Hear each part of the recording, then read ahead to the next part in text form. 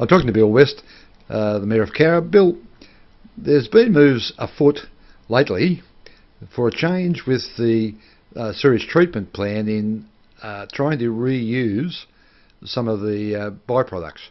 Can you just explain what the proposal is? It created a bit of interest, Gary. There's a company called Polpure that have lodged a DA with Council and has currently been through committee and recommended for approval at the full Council meeting in a week, 10 days' time. And it's essentially a facility which will reuse the septic. It's not so much associated with the STP or the wastewater treatment plant as it's now called, but it's coming out of grease traps, septic systems around farm villages, the dirt that comes out of mine exploration, product coming out of garages where there's a significant amount of water and a bit of oil byproducts, and looking at how that can be reused, broken down, reused, turned into fertiliser. One's a liquid process, which is fully contained, and the other is that the solids will be then used in a composting process over a period of time, and again hopefully that will come out as fertiliser, garden mulch. Heavy byproducts that can't be used will either go back to the STP or will go up in the landfill. One of the issues that's been raised is the flood level, but I'm told that where this is to be constructed is above the 100-year flood level as we know it.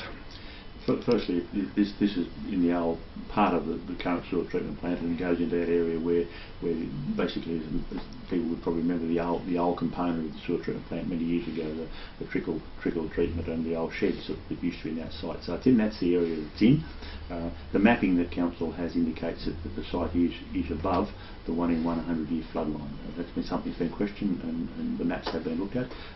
So it does indicate on the maps that Council has that it's above the 1 in 100.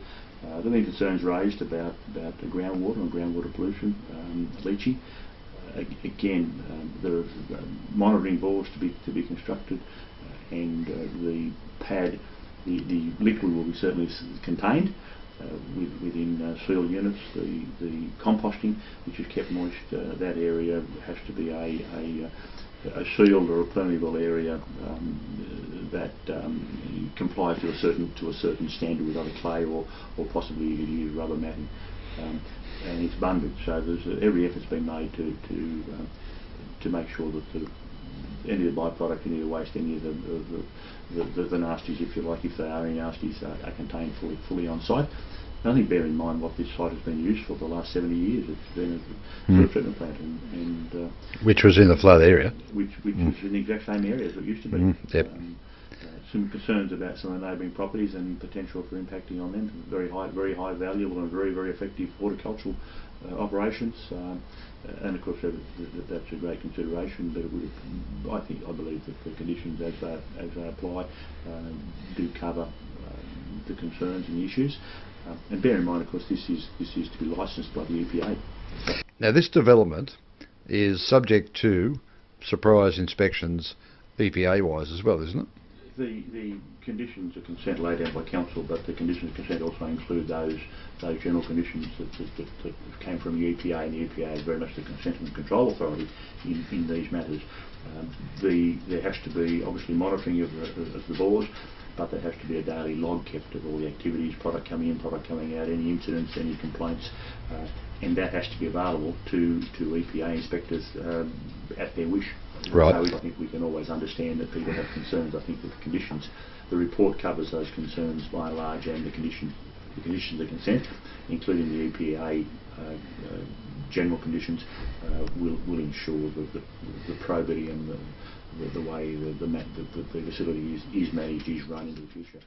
And one of the critical things, I suppose, is what happens to that waste at present. It's not reused and is in fact buried, I believe. Exactly. And what have we been doing in the last 70 years with some of this product? Can we turn it into something a little bit better for the environment, reduce landfill? There are other options that may fit in with the STP in due course. Who knows? But this is determined on its merits, and it'll be recommended for approval by the committee. So it's got to go to council yet to be fully approved, so I guess I've got to be a little bit circumspect in what I might say. but the recommendation of the committee is for approval.